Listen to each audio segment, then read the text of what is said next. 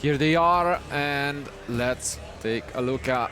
I mean, I remember instantly the drawing pattern, and I know that's Mathis. So you're gonna see it at night when you close your eyes. Absolutely. The W. That's why it's a W for the win.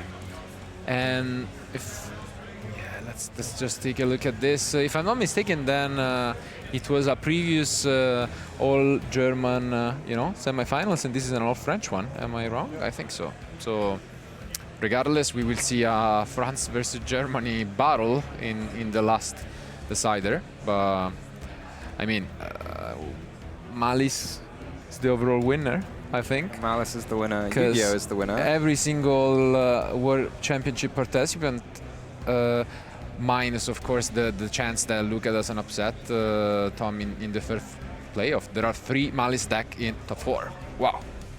Yeah, that's a lot of Mathis, and I guess people were right to prepare for it because it's definitely the most popular deck this weekend. I think people were telling me it was definitely very popular among the French participants, so that's probably why some of them were like very heavily prepared for it, even seeing some main decked Lanciers. Here it looks like everything is resolving and the March chart is coming back. Yep. We have been through these multiple times. I mean, if you're not able to stop the deck, it gets almost impossible to get out of it, since it's not just about turn 2, but it's about turn 3, where they will get another chance at it. And for now, it doesn't seem like Damien is responding. Will that change here? Yeah, you just got so much stuff at this point. I mean, picking up. This might be time for a Bestial if he's got one, which it is indeed. Yep. So here comes Saranir.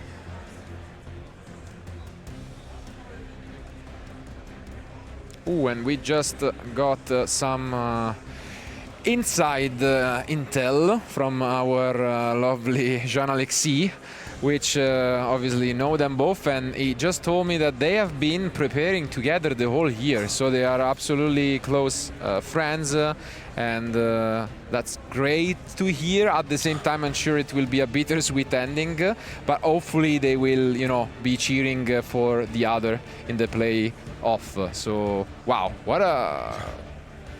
I mean, what a plot. What a plot. Yeah, I mean, unfortunately, it's not Master Duel where you get to take 2 of your friends with you if you qualify. You do go alone. I feel like we see this occasionally in players, having to play their friends. If you've practiced a lot together and you're both doing well, then it makes sense that you both do well together.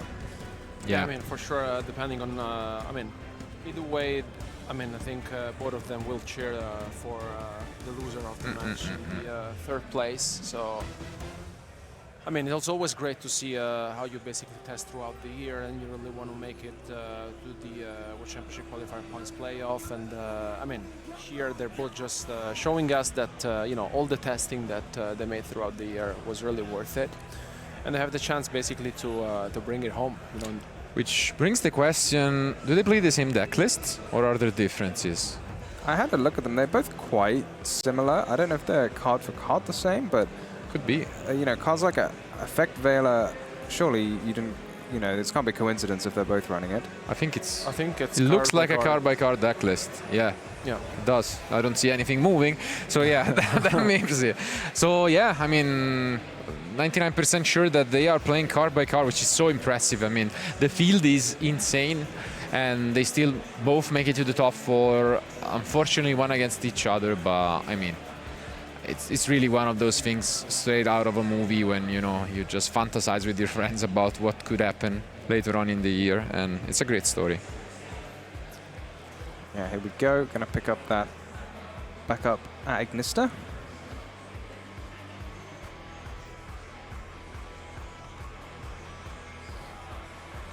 Such a powerful new addition to the Malice deck, allowing you to use Cyberse Wicked.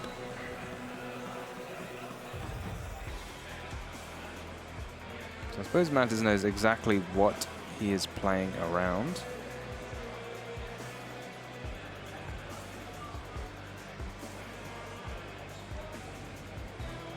It's just amazing how many cards you can be holding onto, as well as doing everything else.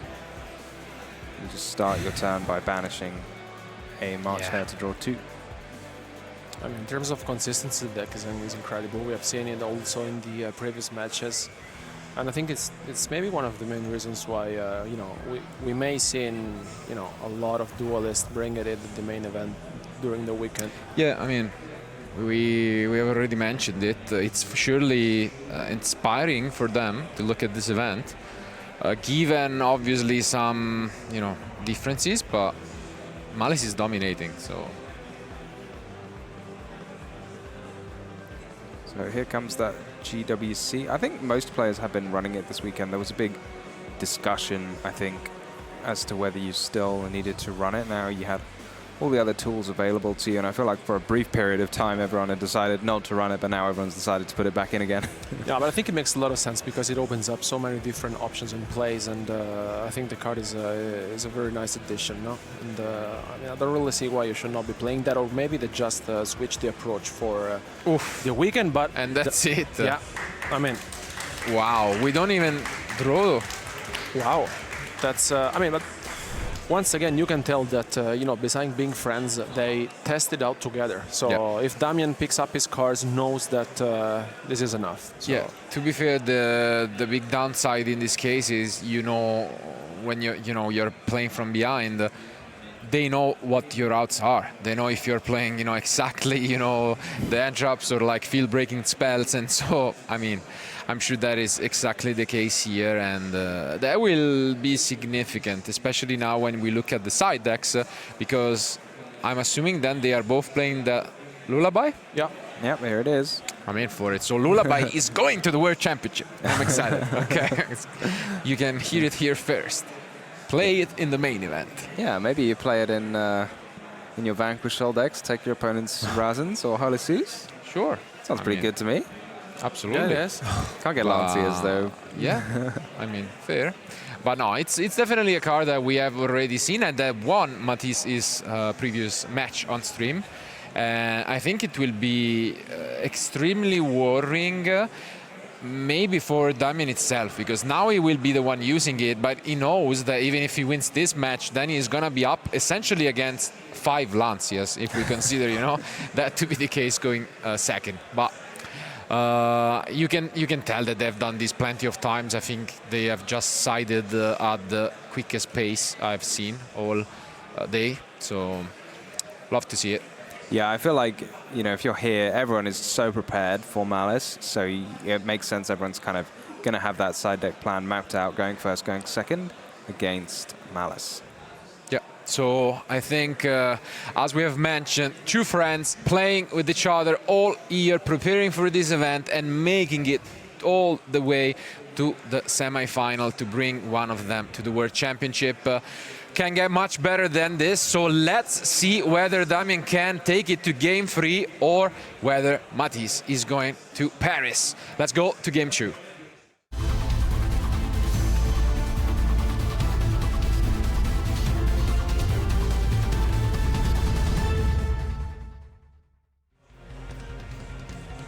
you think if you're French, you would like to go to the World Championships in Paris, or do you think you'd like to take the chance to, fly across the world and go somewhere else? I mean, I think you don't get the privilege of choosing. When you go to the World Championship, it can be one in a lifetime opportunity, so I'm glad you take it wherever it is. But yeah, I'm sure everyone would love to, have a flight to Japan or to the US, given the option.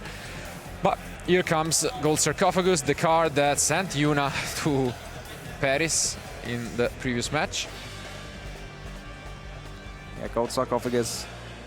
I suppose that no one really thought of it as the counterpart to Foolish Burial when it first came out, but now it really is. It's basically just a Foolish Burial, but for banishing. I don't think anyone's waiting 2 turns these days to pick up the card. Definitely not. It saw some usage a few years ago already, in Despia, but Malice took it even more to the next level. And here comes the first piece of interruption, possibly making Impulse even better. Are we going to see a Chessy Cat banish? Yes, we are. Shuffling the deck. Normally an indication you're about to draw some cards. Oh, and here we go. This is absolutely premium for Damien. And yeah, of course, no Lancia was there, and yeah, this is absurd. Yeah, Lancia is really the only card that Yeah. can interact with this kind of thing. It's just, it's so powerful otherwise, because even if you're throwing other hand traps at it, you're just going to run out of cards, because you need one to stop the Chess Cat, for example, and then one to stop a Splash Mage, and then another one to stop a Link 3. It's impossible. No, with a hand like this, honestly, the goals are covered because in the Chessy Cat plus the Dormouse, it's I think it would have been the only one. Yeah. Well, we'll still gotta play some Yu-Gi-Oh! To get this win. I doubt that at this stage we're gonna, you know, have some free games given to us by our opponent. But, I mean, Damien has all it takes to tie the score up. Are they playing Nibiru as well? I think they're playing two. Yeah, they're both playing two in the main deck. Yeah. And we see the Vela, and Vela being met there by GWC. Yeah, I mean, Very tough. I think this is the thing with Vela. You kind of have to use it, but you also know that it can be hit this way.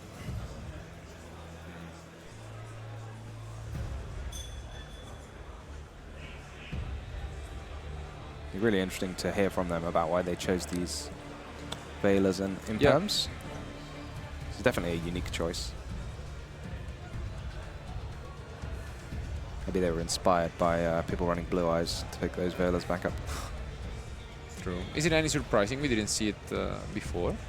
The Vela? No, What, we on Chessicat. Yeah. Yeah, it's an interesting point, but maybe if it's his only interaction, Fair. then you just have to keep it and hope. Because if you Veil a Chessicat, you know your opponent's next. Yeah, move. yeah. I don't know. It just always, you know, brings back bad memories when you allow your opponent to draw so many extra cards there. You know. Yeah, you're not wrong. It's one of those things, players. Now you kind of decide. You think, do I hold it? Do I just use it, or do I hold it for later? But then sometimes when you hold it for later, then it just kind of gets worse and worse and worse the longer you hold it, and you think, oh, why might I let my opponent done all this? Maybe if I just used it, I would have done better. I guess especially given the fact that you have won the previous game, I feel like taking a little bit more of a gamble also makes sense.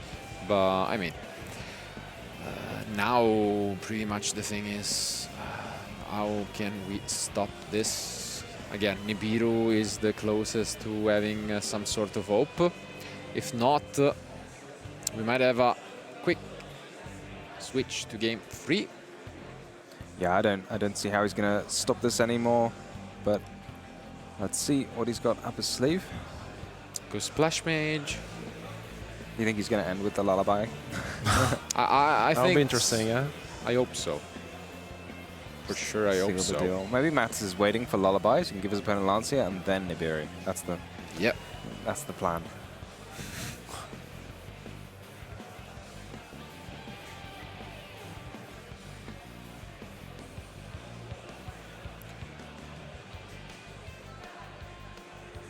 Yeah, I mean, here we're just gonna see the usual suspects, the White Binder, such amazing recursion effect. Yeah, White Binder really the card that ties the whole deck together. Coming back and then banishing everything else, resetting traps, and drawing cards. Really has everything in one package.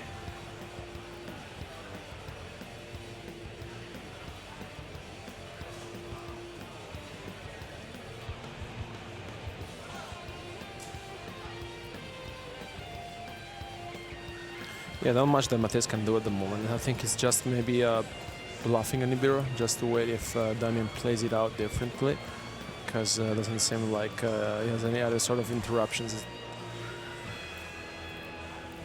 And once you have that GWC set, though, even if the worst case and you just kind of passed on Nibiru, you know you're going to have it for next turn. Have so many interruptions. Well, that's a beautiful... Ultimate rare, yeah, that's great.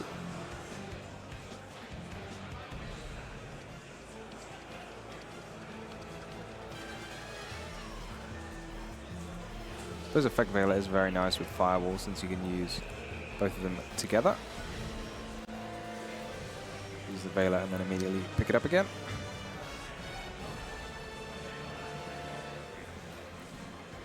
Gonna see White Binder pick up yet another card.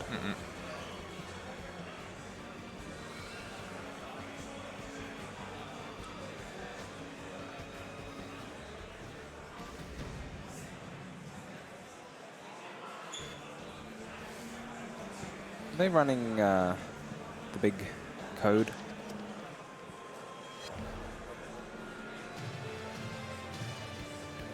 Ah. Nope. No? Okay. No. Yeah, I've seen players go back and forth on Yeah. that. Yeah, Yuna, I mean, in the interview said that that's one of the key cards against Ryzel specifically. Apparently, they don't think it's necessary. Okay. Oh, going for the Crypto, not the Bomber Dragon. Just keeps going. Yep. And okay, here comes another piece of interruption from Mathis. We did mention that, you know, banishing is usually not that great against Malice, but if they have already used their effects, then it suddenly becomes quite valuable, and that is the case for this Dread Swarm, trying to slow things down.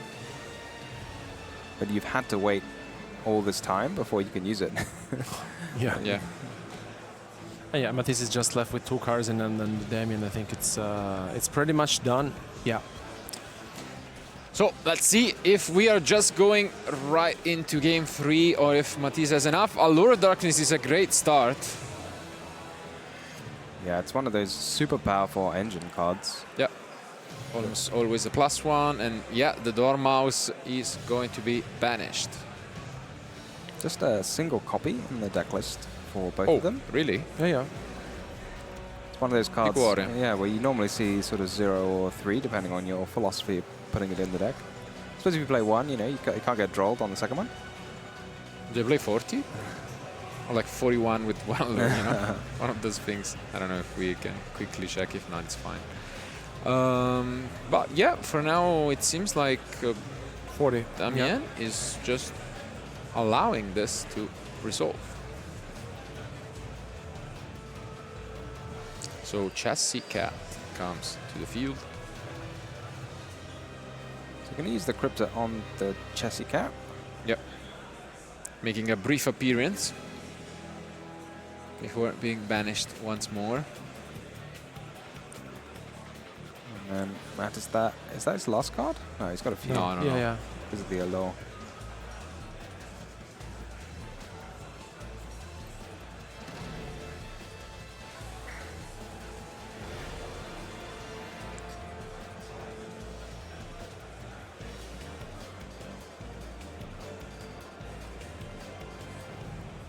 See what he's going to put up, but I have a feeling that Damien's holding on to quite a lot. Yeah, because I mean, he had access to everything pretty much. So I suppose you know probably that there are Effect Veilers and Ghost Sisters and yeah. all this. but here comes Bold Drake, attempting to banish the White Rabbit. Oh, that's 6 cards in Damien's hand.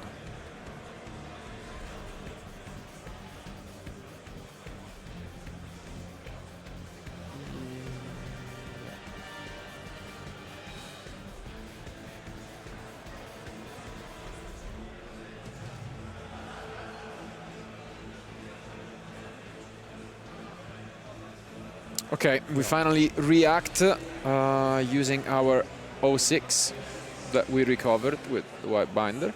And yeah, it is White Binder coming down once more. Interesting to not negate this with Linger Evo. Do you think he just forgot? I mean, Maybe he needs the monster. yeah. Because there's no cards he's going to get would interrupt you at all, right? Oh no, you do get an interruption, don't you? Because you get the trap.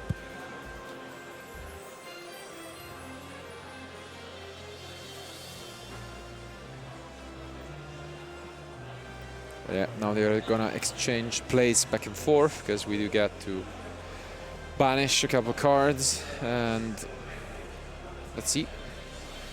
Well, this does get you so much stuff, doesn't it? But then I guess you can always just negate MTP with Link Revote anyway. So maybe that's the plan. You just say, I'm just going to negate MTP and then see if you have any more interruptions in hand.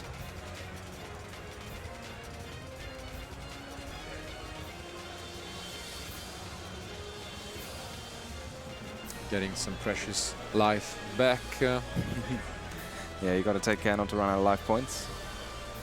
Yeah, because the risk of that access talker is always, you know, present. So, my God, so many cards. Yeah, that's absolutely. Yeah. He's getting even more now. I think he had 6 just before resolving this chain. So, a Malice in the Mirror going to add a good few more. Yeah, gonna go up to 8, I think.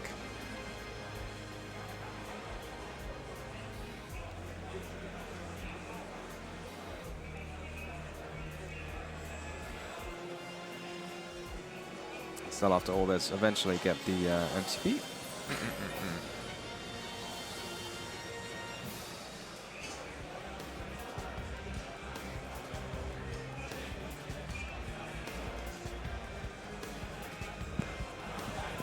Mathis now probably being allowed to continue his turn.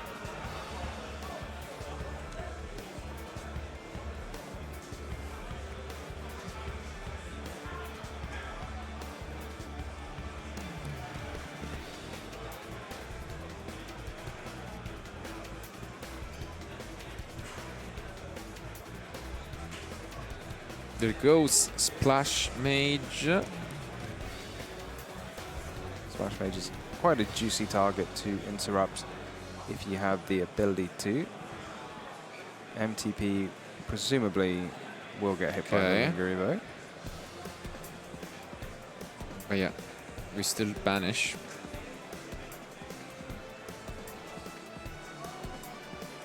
And it's going to be the White Binder.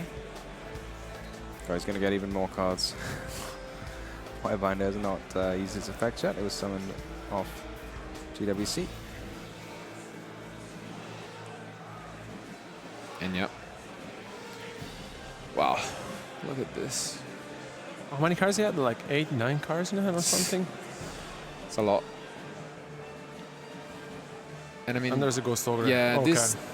This is more of a reason why, I guess, if you played in this kind of way, all of those, you know, Bailers, Ogre, become just better because you can draw into them and then have additional interruptions. You don't draw that many cards on your opponent's turn. No, but still, can make a difference. It does play nicely around like Dusters and Lightning Storms and things, rather than having to set imperms and impulses. Well, we're only sitting on 1 card, and I think it's called Sarcophagus for Mathis as well.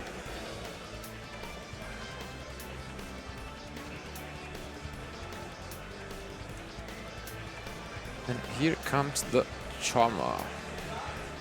But yeah. Yeah, no, lost just he was locked. It was. Yeah. Yeah, and after a quick recognition on what was the lock already, Mathis picks up his cards, and that means that we are gonna have to decide who goes to Paris in game 3. Well, it could only end like this with 2 friends, as mentioned, preparing for this event and grinding it out all year.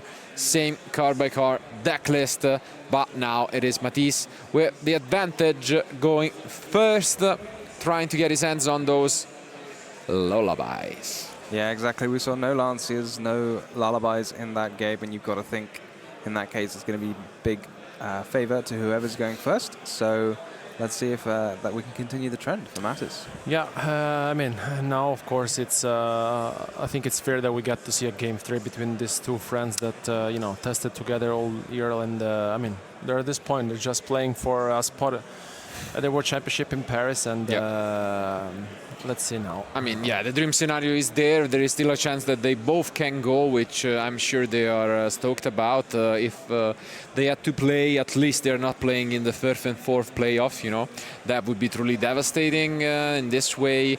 Whoever wins this game will be going to Paris, but then we are going to have the final match of the day between Tom playing Ryziel and whoever will be the loser of this match. So don't go anywhere. We are close to finding out who will join Yuna in Paris. So I would say while they are finalizing their side decks, let's jump into action.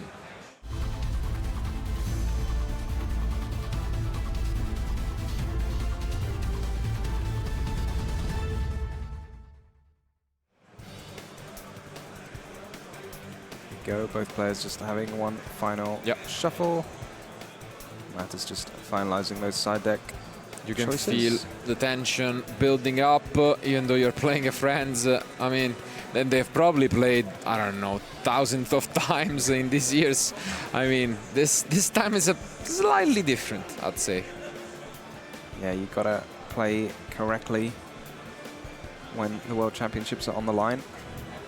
And yeah, you can see Damien taking a big, big side.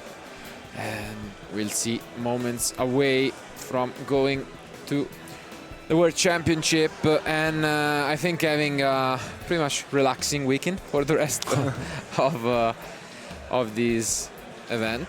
But let's see. Maybe that's it. If you top in this event and get your World Champion spot, you're already just so happy and relaxed afterwards. That's why everyone goes on then to top the European Championships afterwards. Indeed. And let's see, it all comes down to this one final end for one of these two players. Are we going to see the Lancia? Different pattern from Mathis. Let's see if he's gonna get punished. Nah, his bad luck might have run out. Yeah, he forgot it. Yeah, and here we see the Dormouse. It's a great start, but do we have that Lancia? No. Lancia free zone once again. And also no Veiler or Impermanence on it. Do we see anything here? No. Wow. Okay. That's rough. So here comes GWC.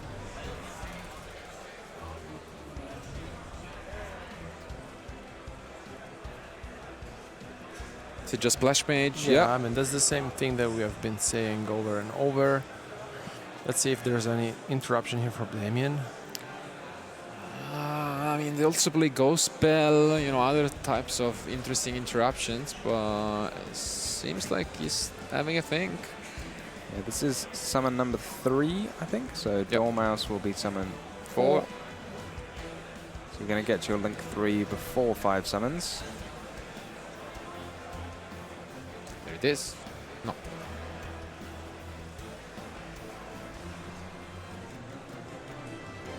It's exactly 5th, no? Yep. And I mean, is it really just engine heavy end from Damien?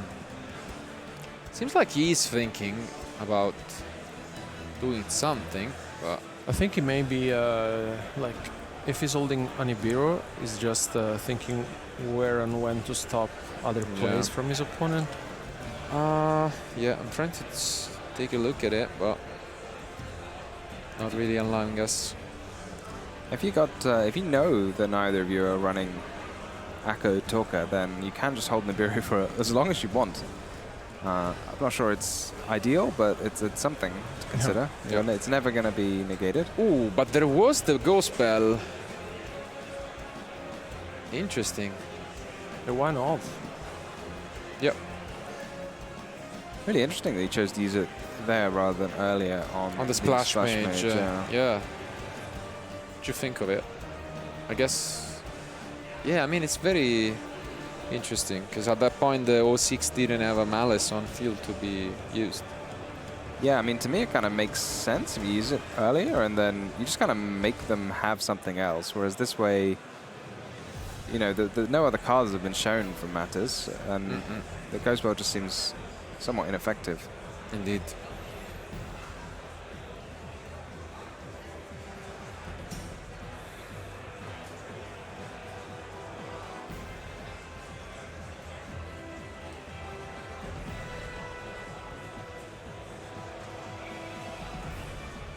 Here comes Hare. Punishing the Dormouse.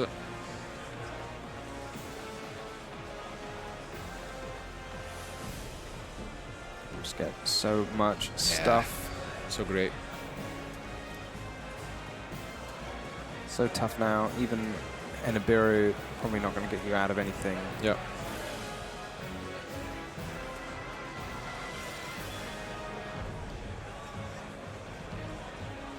How many times have we actually seen the Malice deck lose going first? So I can't remember any game today. I'm struggling to think of it. Yeah.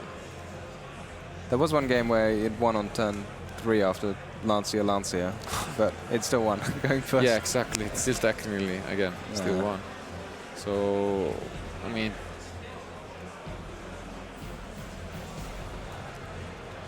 it's a big consideration, and it seems like there will be that Nibiru from Damien trying his best. This might just be the last piece of interruption available. Is it really going to do anything? We were a bit skeptic about it. But yeah, because we know that the Link Spider comes down. And then we have the comes Ignisters. down, and it just keeps on going. You're going to get 4 monsters on the field in just a second. There it is. And yeah, body language surely isn't reassuring for Damien, who's locked in, but might just be out of options now.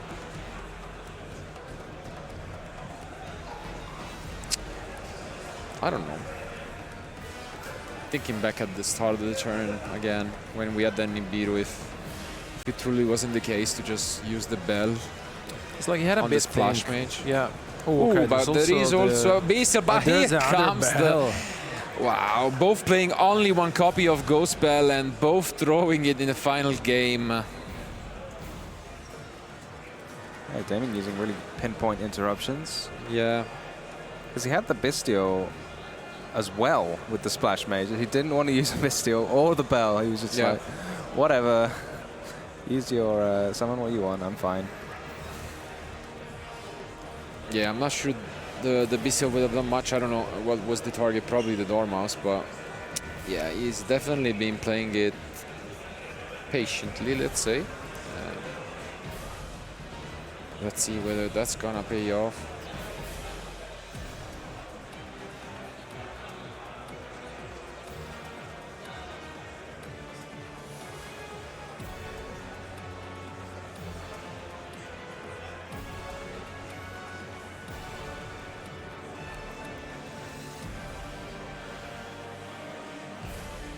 Find out punishing the Ghost Bell. Already sure what you can do with the Ghost Bell on the grave, but just in case, you never know. Just in case. Can't think of anything, to be honest. No, not really,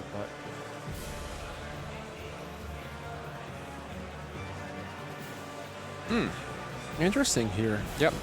We go for a turn 1 access code. Drawing a card and getting rid of this Biru.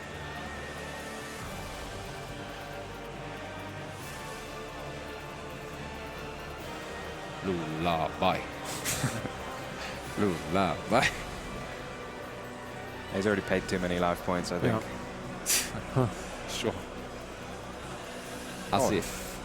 Ooh, and we get to see the first topologic bomber of the day, I believe. Bomberone. It was very inefficient in terms of link levels, doesn't it? You're using a 3 and a 4 to make a 4, but why not? 3 plus 4 equal 4? Exactly. And that's it.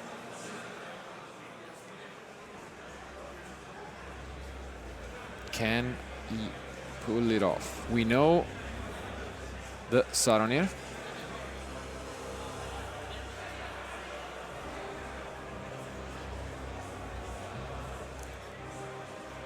I feel like this is the first time on a European stream we're seeing this Bomber Dragon in action.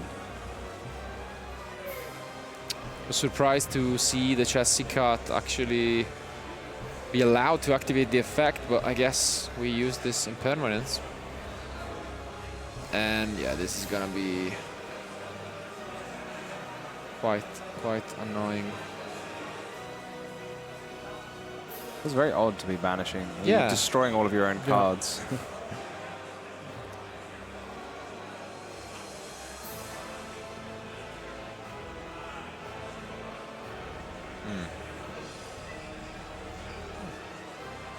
Kind of interesting. Maybe use the GWC just in case.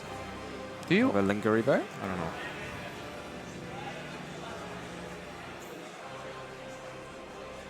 Do you think it was needed to use the... I mean, you know that there is a Bisa, but like doing just the impermanence first? Couldn't you just use the bomber and then when they use the Saronir to bring back the chassis cat, you can keep the impermanence there? Now that does make sense to me, but I guess if you know your opponent has a Bestial, maybe you just think... Yeah, I mean, it doesn't matter much, I guess, but just to keep some information. Yeah, it seems like holding it Because I mean, for later might as well. It's true that you know, but they don't know that you have the impermanence, so they're still gonna commit into it, I guess. But yeah, here is exactly what's going to happen. But I mean, we have already used the on-field effect of chassis cat. There is that.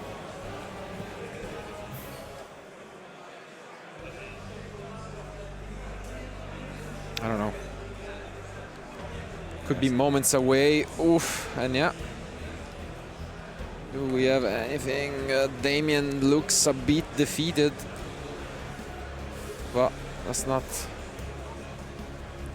take things for granted here. Who is gonna go to the World Championship? Does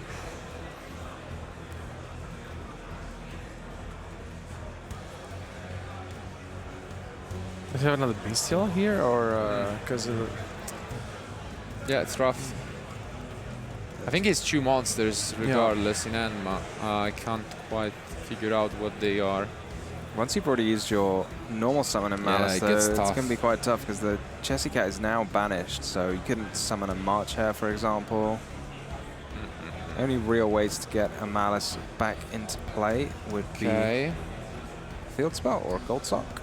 And there goes Magnemut, which must have been the card drawn for turn, I'm assuming. So, oof! And yeah, there goes the handshake. Wow! I mean, what a opener from Mathis once again.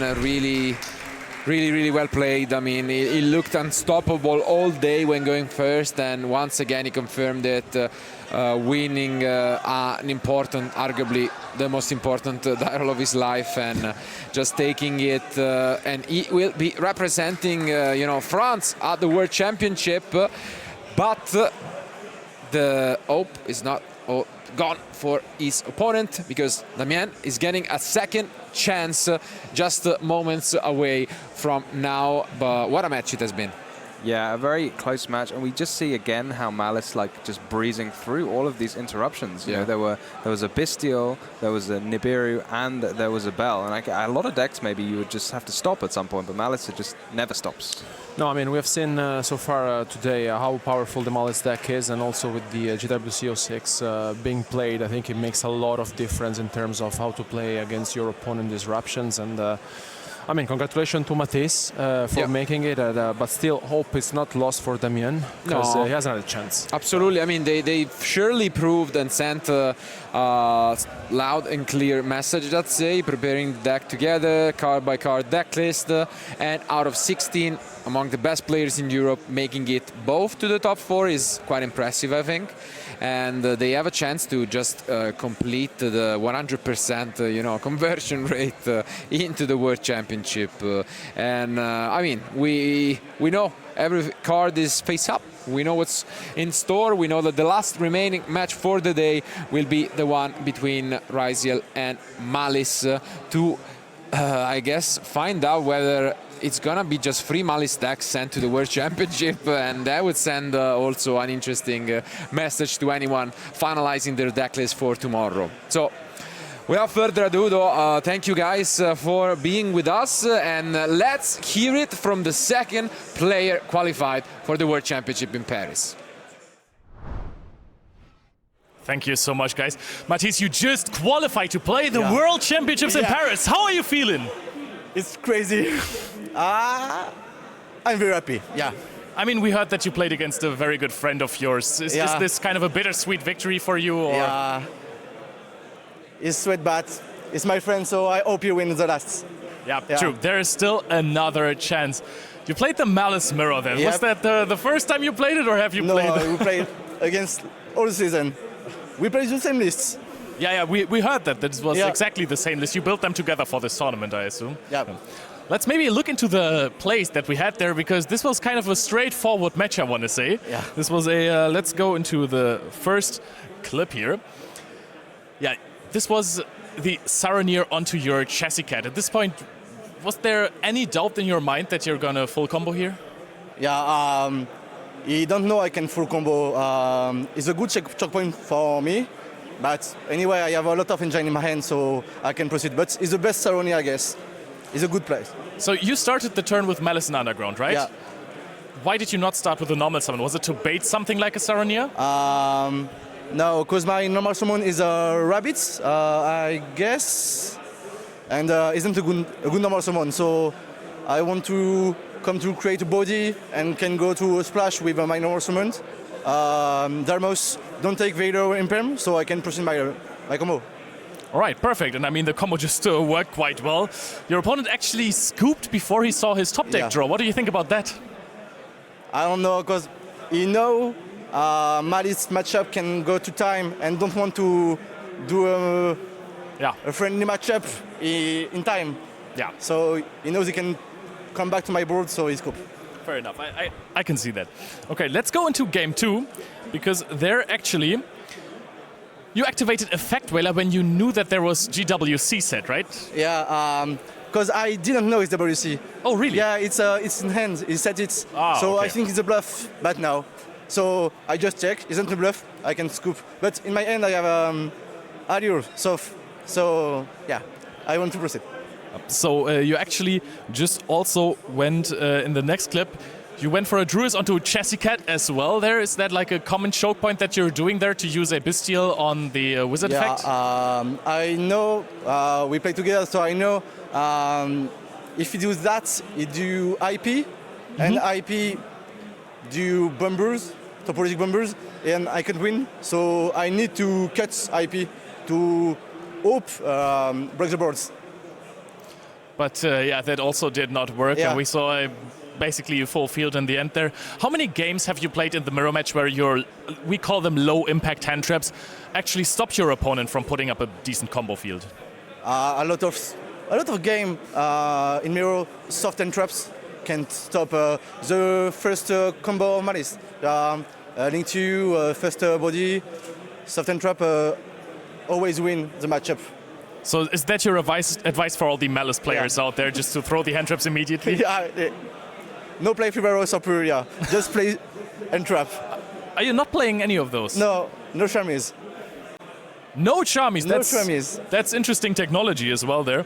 Let's actually go into game 4, because there we're seeing a card that is just newly called a low impact hand trap.